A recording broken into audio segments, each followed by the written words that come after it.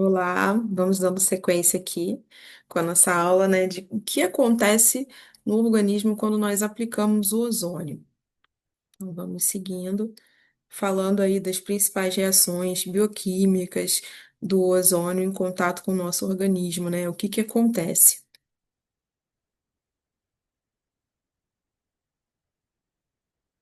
Vamos lá. Então, como a gente já falou, né, quando o ozônio ele entra em contato com o plasma, a gente vai ter ali, logo minutos, segundos depois, né, a dissociação desse ozônio, transformação desse ozônio, na verdade, em subprodutos que seriam as espécies reativas de oxigênio, os ROS, que são os ozonídeos, assim como os LOPS, que são os produtos de peroxidação lipídica, né? Esses serão os mensageiros aí, de fato, do ozônio que vão ocasionar uma resposta biológica. Existe algo que é denominado de pré-condicionamento oxidativo. O que que acontece? A gente tem ali os mensageiros, os produtos do ozônio, agindo no nosso corpo, levando uma resposta de um sistema antioxidante. Tá? Então, quando a gente tem uma condição, uma doença, por exemplo, no qual a gente tem ali um estresse oxidativo, né, um desequilíbrio entre o sistema antioxidante, a gente tem ali o ozônio sendo utilizado como uma ferramenta para ativar, né, uma resposta antioxidante do nosso organismo. Então, com isso, a gente tem esse pré-condicionamento oxidativo.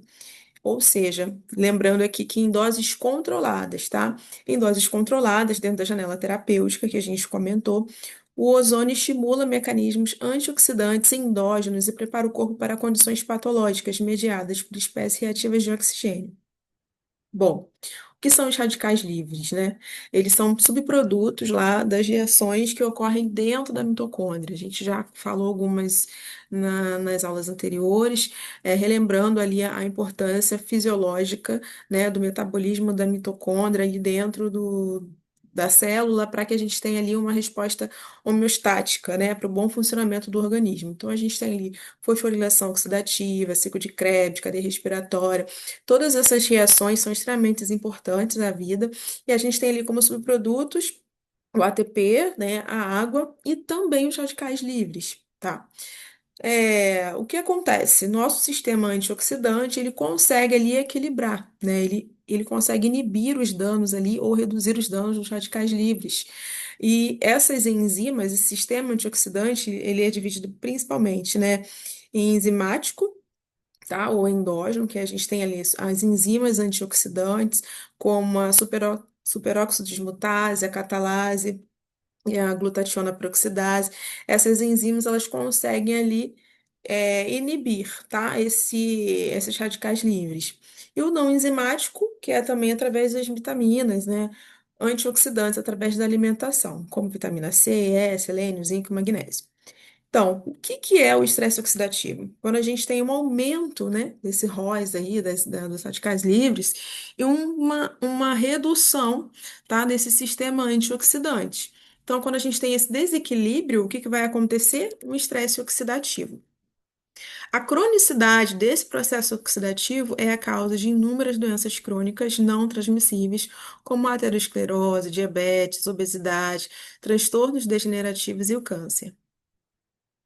Bom, o NRF2, o que que é o NRF2? O fator nuclear eritroide 2. Ele é um regulador da resposta antioxidante celular, sendo essencial para a defesa contra o estresse oxidativo. O NRF2 regula a expressão de genes antioxidantes e detoxificantes através de sua interação com um elemento de resposta antioxidante, ou seja, um sistema, né, antioxidante endógeno, protegendo as células contra danos oxidativos e inflamatórios. Então, o NRF2 ele desempenha um papel importante na proteção celular contra as toxinas ambientais, xenobióticos, reduzindo dessa forma inflamações e contribuindo para o sistema aí, redox, né, e para a homeostase do organismo. O seu papel tem sido amplamente estudado na prevenção de doenças neurodegenerativas, cardiovasculares e o câncer. Então, o que que acontece? A gente tem um fator ali de transcrição, né, genético que faz com que a expressão de genes de enzimas antioxidantes, né? Ele ativa esses genes, ou seja, ele aumenta a produção de enzimas antioxidantes. Se a gente tem um aumento de produção, né, dessas enzimas, a gente tem um equilíbrio na produção ali, na redução e no combate dos radicais livres. Então, uma vez que a gente aumenta essas enzimas do nosso organismo, a gente tem uma proteção contra as situações nas quais a gente tem ali um estresse oxidativo, né, gerando uma patologia, uma doença. Então, se a gente consegue diminuir, eliminar a causa, ou seja, os radicais livres, o excesso de radicais livres, a gente vai conseguir ter uma melhora na resposta no tratamento daquela doença. Os estudos têm apontado que esses efeitos anti-inflamatórios, né, que os efeitos anti-inflamatórios e antioxidantes do ozônio em baixas doses envolve a ativação do NRF2. Então, isso seria a chave principal para o tratamento com ozonoterapia. Aumento da produção do NRF2 e aí consequente ativação do sistema antioxidante e melhora do quadro das doenças relacionadas aí ao estresse oxidativo. Bom, o NRF2 regula a expressão de mais de 200 genes, né, do sistema antioxidante, que codificam proteínas envolvidas em uma infinidade de funções biológicas vitais, que incluem homeostase proteica, resposta ao estresse oxidativo, desintoxicação, reparo ao DNA, proliferação, autofagia, biogênese e função mitocondrial, inflamação e metabolismo de lipídios, carboidratos e aminoácidos. Então, a gente vê, né, que o quanto você consegue aí de ter de resposta, se você consegue aumentar a produção do NRF2, uma vez que ela controla mais de 200 genes, né, envolvidos em todas essas respostas, essas funções biológicas, a gente consegue sim ter uma melhora do quadro de muitas doenças. Bom, diversas linhas de evidência demonstram que a ativação do NRF2 faz parte da resposta retrógrada, que visa restaurar a função mitocondrial após insultos de estresse, e que o comprometimento das funções do NRF2 é uma característica de muitos distúrbios relacionados às mitocôndrias. Então, como a gente sabe, a gente considera ali a importância da mitocôndria, né, para a homeostase do organismo, afetando aí todas as células do organismo, todos os sistemas, uma vez que a gente tem ali um problema na mitocôndria, a gente vai ter problemas relacionados a essas doenças crônicas. E aí foi observado, tá? Vários linhas de estudos têm mostrado que quando se compromete ali o NRF2, a gente tem ali diretamente um comprometimento da função mitocondrial. Então, dessa forma, o NRF2 é uma chave aí fundamental para a gente ter uma homeostase da mitocôndria. Bom, esse estudo, né, ele mostra assim a função do NRF2 numa resposta anticelular, né, mediada aí por uma exposição ao ozônio medicinal. Então a gente tem aqui uma figura que ilustra assim para a gente esquematicamente, claramente, né, como a gente vê a ação da ozonoterapia. Bom, a gente tem aqui a exposição ao ozônio a nível nuclear. A gente tem ali uma realocação e ativação do NRF2. Isso gera uma resposta ainda a nível nuclear de aumento de fatores de transcrição, tá? De genes que estimulam aí a resposta antioxidante. Dessa forma, a gente tem uma melhora nas células, né, e nos tecidos da função mitocondrial e da homeostase de proteínas. A gente tem uma redução do estresse oxidativo e da inflamação. A nível de organismo, tá? A gente vai ter ali redução de doenças gastrointestinais, de doenças pulmonares, de doenças autoimunes, de doenças isquêmicas, diabetes, doenças infecciosas, e tem sido estudado também a atuação no câncer e no envelhecimento, tá? Então, estudos foram feitos em animais, em homens, em humanos também, mostrando esses efeitos aí benéficos da exposição a baixas doses de ozônio, via aí a ativação do NRF2. Vamos lá. Ok. Bom, o NRF2 e o estresse oxidativo. O estresse oxidativo é uma das principais causas, né, do enovelamento incorreto das proteínas. Então, quando a gente tem lá, né, lá na síntese proteica, essas falhas aí na proteína, ela vai gerar uma oxidação proteica, né? Logo, essas proteínas em mal dobradas, né, mal codificadas, elas estão presentes em vários distúrbios neurodegenerativos e metabólicos relacionados ao envelhecimento. Então, sabe-se aí hoje que no envelhecimento, muitas dessas doenças crônicas estão presentes, então, aí está sendo, né, estudado e tem hipótese aí falando sobre é, o envelhecimento relacionado aí com doença da função aí mitocondrial, que vem gerando aí, que vem sendo causada aí pelo estresse oxidativo crônico. O NRF2 promove a eliminação de proteínas oxidadas ou danificadas por meio das principais vias de degradação proteica. Então, ele faz ali uma seleção, né, fazendo com que essas enzimas, com essas proteínas aí que estão danificadas sejam eliminadas aí através da autofagia. O tratamento com ozonoterapia demonstrou promover a cicatrização de feridas, aumentando a migração de fibroblastos por via de sinalização específica e por aumentar aí a autofagia, como a gente acabou de comentar, de proteínas comprometidas. Bom, a manutenção de uma função mitocondrial eficiente é crucial para preservar a homeostase celular. Então, isso faz sentido diante de tudo que a gente falou sobre a importância da função da a mitocôndria para o organismo e o quanto que o NRF2 ele consegue aí atuar para uma boa homeostase da mitocôndria, tá? Foi demonstrado que NRF2 estimula a biogênese mitocondrial por ativação do fator respiratório nuclear A1, que é o NRF1. Em contraste, a disfunção mitocondrial está ontologicamente ligada ao envelhecimento e às doenças relacionadas ao envelhecimento. Então, como a gente falou, né, à medida que o estresse oxidativo ele se torna ali crônico, a gente vai ter aparecimento de doenças crônicas, aí, aterosclerose, diabetes, hipertensão, e que na maioria dos casos ali eles estão relacionados ao envelhecimento, né? Porque à medida que o corpo vai envelhecendo, a gente tem ali mais presenças ali de radicais livres e uma vez que eles não são equilibrados ali através do sistema antioxidante, as doenças começam a aparecer. A respiração celular e a síntese de ATP são prejudicadas em condições de deficiência de NRF2 e aumentam com a perda da função do KIP1. O NRF2 está funcionalmente ligado a um ciclo de feedback positivo, né, específico aí do SQSTM1, que se localiza na mitocôndria e potencializa o fator de transcrição mitocondrial A, um regulador mestre da biossíntese mitocondrial. Então, assim, eu trouxe esses nomes aqui só para a gente entender, né, que além de mediar ali, né, de facilitar ou de tornar ali, otimizar, né, a função da mitocôndria, seja a respiração da célula, né, e a síntese de ATP, que é fundamental aí para todos os processos biológicos, a gente tem ali a autorregulação da mitocôndria, mediada por NRF2. Então, ele, além de facilitar as reações químicas da mitocôndria, também regula a produção, né, a biogênese da mitocôndria. Bom, o NRF2 foi identificado como um mediador crucial da biogênese mitocondrial, né, como a gente acabou de falar, induzida também pelo álcaro, o óxido nítrico e o resveratrol.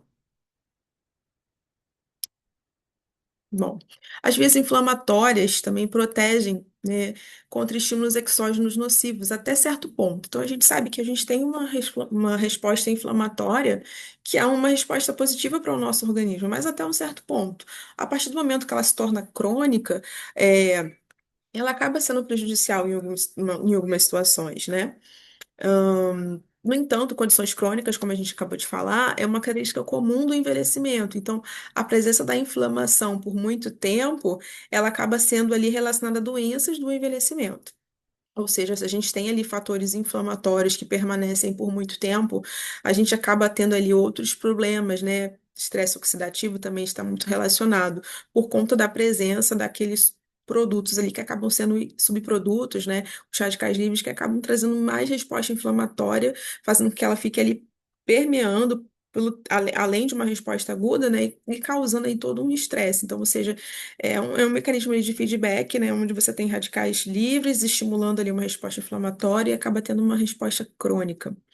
O NRF2 é capaz de modular a inflamação por meio de múltiplos mecanismos, como a regulação da homeostase redox, a supressão de genes pró-inflamatórios, ou seja, diretamente ou por meio da interação com o NF-κB, A inflamação aumenta os níveis locais e sistemas de ROS, enquanto os ROS aumentam a inflamação.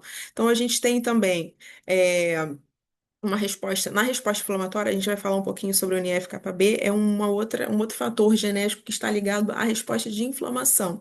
Então, quanto mais oxidativo, quanto mais estressante, quanto mais nocivo aquele meio, mais a gente vai ter resposta ali para a inflamação, para combater aquela situação. Então, acaba tendo ali um ciclo vicioso. O controle, né, homeostático mediado ali pelo NRF2 consegue quebrar esse círculo vicioso.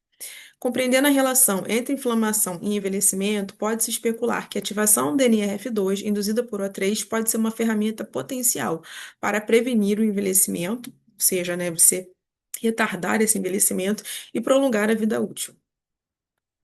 Então, como é essa resposta antioxidante da ozonoterapia, mediada aí pelo NRF2?